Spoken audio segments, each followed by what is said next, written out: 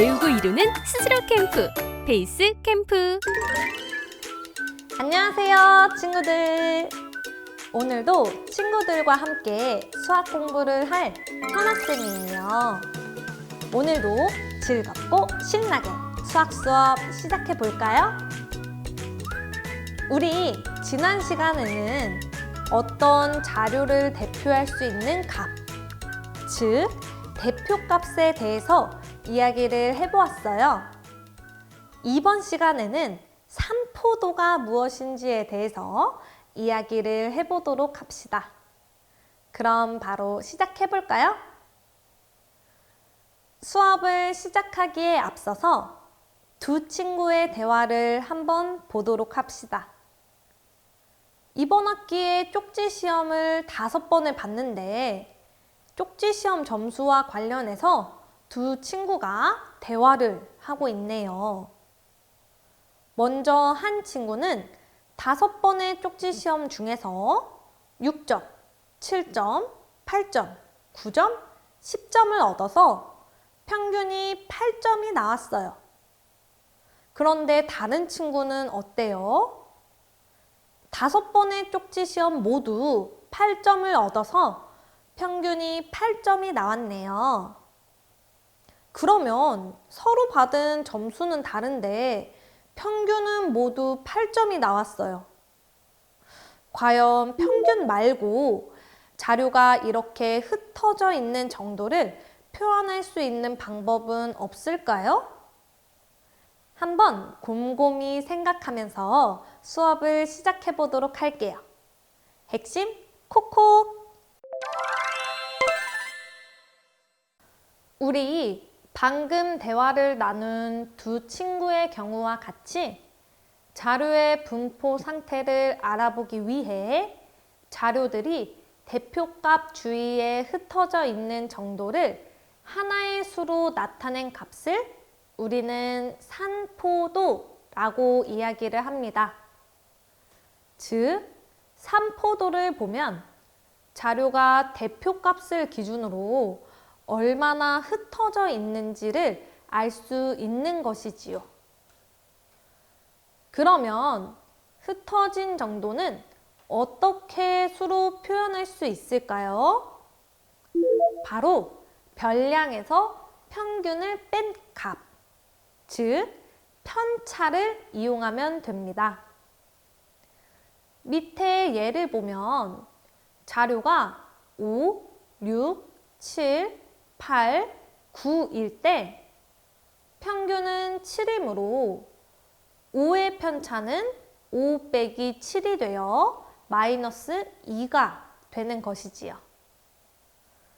같은 방법으로 6의 편차는 6 빼기 7이 되어 마이너스 1이, 7의 편차는 7 빼기 7이 되어 0이, 8의 편차는 8 빼기 7이 되어 1이, 9의 편차는 9 빼기 7이 되어 2가 나옵니다. 이런 편차들을 잘 살펴보면 어떠한 특징을 가지고 있는데요. 어떤 특징이 있을까요? 첫 번째로 편차의 총합은 항상 0이 됩니다. 예시에서도 편차를 모두 더하면 딱 0이 나오죠. 편차는 별량에서 평균을 뺀 값이므로 총 편차의 총합은 항상 0이 나옵니다. 두 번째로 별량이 평균보다 크면 그 편차는 양수이고 평균보다 작으면 그 편차는 음수가 나옵니다. 마지막으로 편차의 절대값이 클수록 그 편차는 평균에서 멀리 떨어져 있고 편차의 절대값이 작을수록 그 별량은 평균에 가까이 있습니다. 따라서 편차를 보면 별량들이 평균에서부터 얼마나 떨어져 있는지를 확인할 수 있는 것이지요. 그러면 편차를 일일이 확인해야 자료에 흩어진 정도를 알 수 있을까요? 아니죠. 삼포도란 자료들이 대표값 주위에 흩어져 있는 정도를 하나의 수로 나타낸 값을 의미했죠. 그러므로 우리는 이를 하나의 숫자로 표현해 보도록 하겠습니다. 우리가 편차를 이용하려고 보니까 편차의 절대값에 따라서 그 별량이 평균에서 얼마나 떨어져 있는지를 알 수 있었어요. 그래서 편차를 항상 양수로 만들어주면 어떨까 생각을 하게 된 것이지요. 그래서 편차를 제곱하여 평균을 구한 것이 바로 분산이 되겠습니다. 분산이란 각 편차 제곱의 평균으로 이 값을 찾으면 자료에 흩어진 정도를 바로 알 수 있게 되는 것이지요.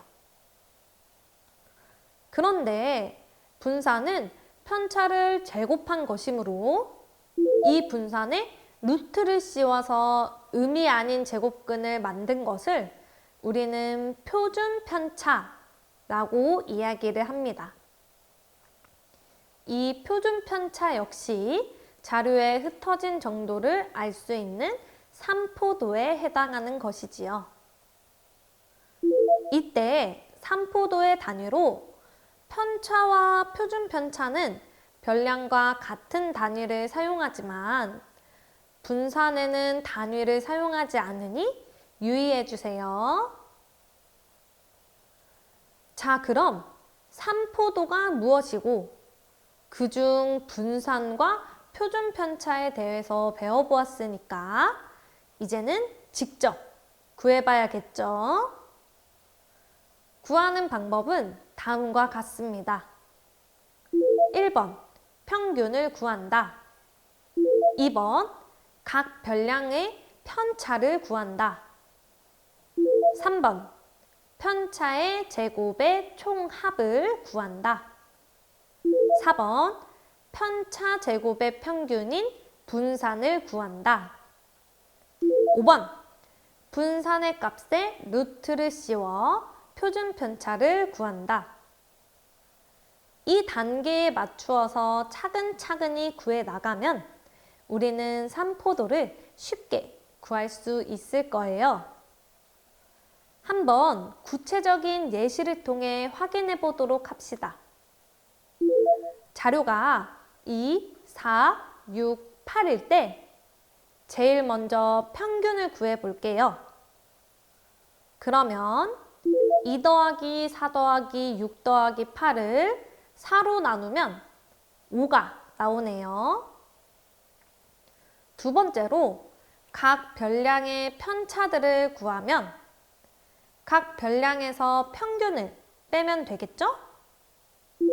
그럼 마이너스 3, 마이너스 1, 1, 3이 나오네요. 세 번째로 편차를 제곱하여 더해보면 9 더하기 1 더하기 1 더하기 9가 되어서 20이 나오고 네 번째로 분산을 구하면 분산은 편차 제곱의 평균이므로 편차를 제곱한 것들의 합인 20을 4로 나누면 5가 나옵니다. 따라서 표준 편차는 이 값에 루트를 씌운 루트 5가 나오네요. 어때요? 이제 분산과 표준 편차 구할 수 있겠나요? 그러면 분산과 표준 편차를 이제 잘 구할 수 있는데 이것이 과연 어떻게 자료에 흩어진 정도를 나타내는 값인 걸까요? 우리 그럼 편차를 다시 한번 생각해 봅시다. 편차는 절대값이 크면 클수록 어떤 의미를 가졌죠? 맞아요. 편차의 절대값이 크면 그 별량이 평균에서부터 멀리 떨어져 있고 편차의 절대값이 작으면 그 별량이 평균에서부터 가까이 있다는 것이었어요.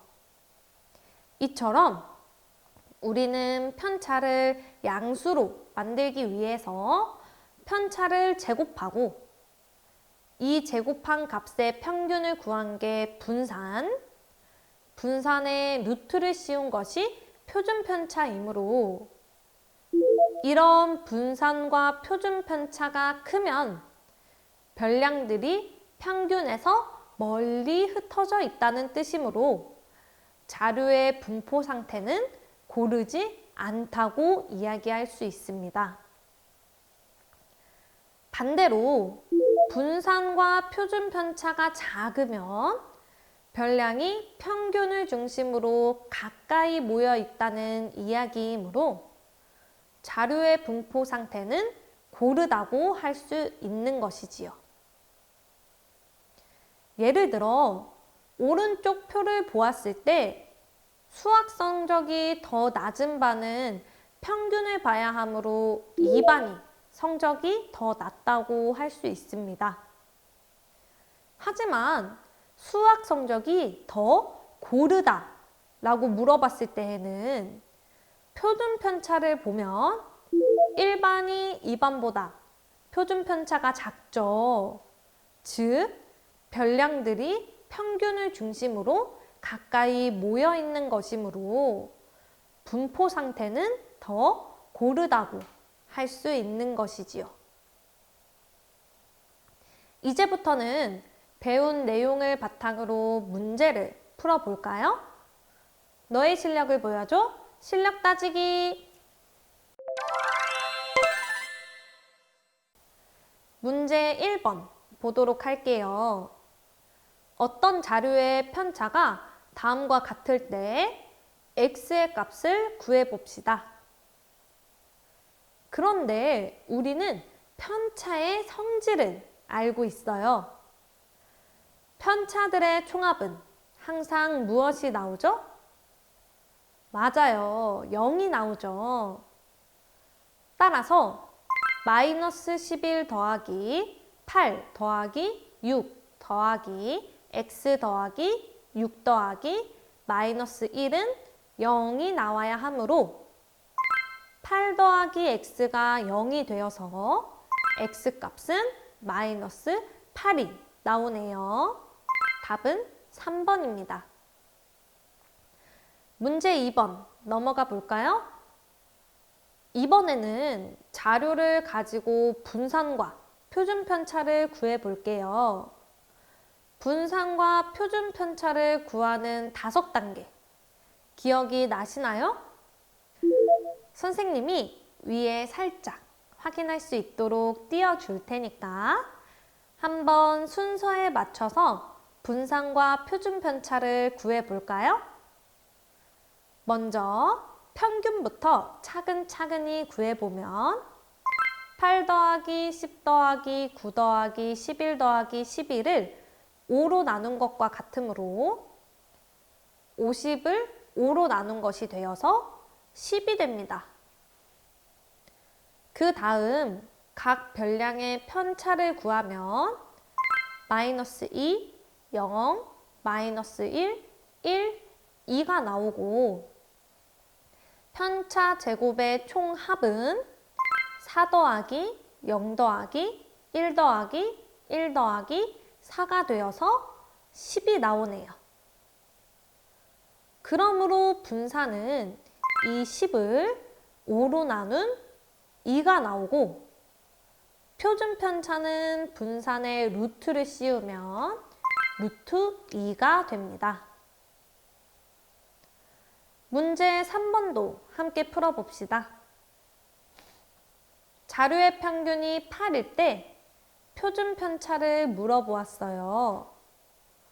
먼저 자료의 평균이 8임을 이용하여 x의 값부터 구해볼까요? 1 더하기 13 더하기 x 더하기 9 더하기 7을 5로 나눈 값이 8이므로 30 더하기 x가 40이 되어서 x 값은 10이 나오네요. 그럼 편차를 구하면 마이너스 7, 5, 2, 1, 마이너스 1이고 편차 제곱의 합은 49 더하기 25 더하기 4 더하기 1 더하기 1이 되어서 80이 나옵니다.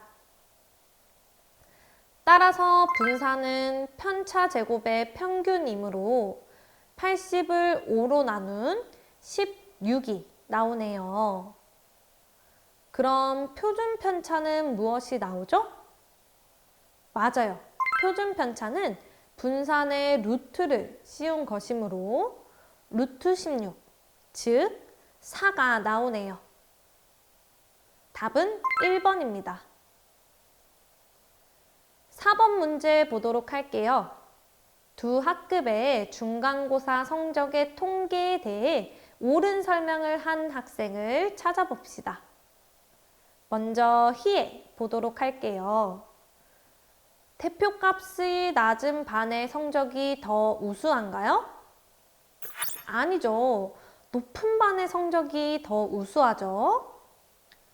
다음 선우. 삼포도가 작은 반의 성적이 더 고르다. 맞나요? 네, 맞아요. 삼포도가 작으면 대표값 근처에 별량들이 모여 있으므로 더 고르다고 할 수 있겠죠. 다음 해수. 삼포도가 큰 반의 성적이 더 우수하다. 맞나요? 아니죠. 삼포도는 자료가 고른지, 고르지 않은지를 알 수 있는 값입니다. 따라서 삼포도에 따라 성적이 어떤지는 알 수가 없죠. 다음으로 태경이. 대표값이 낮은 반의 성적이 더 고른가요? 아니죠. 성적이 고른지, 고르지 않은지는 삼포도를 이용해서 알 수 있는 것이지요. 그러므로 태경이도 틀렸네요. 답은 선우, 2번입니다. 이번 시간에는 자료가 흩어진 정도를 나타내는 값인 산포도에 대해서 배워보았습니다. 산포도 중에서도 특히 분산과 표준 편차에 대해서 구해보았죠? 오늘 배운 내용을 바탕으로 실력 따지기 문제도 꼭 풀어보세요.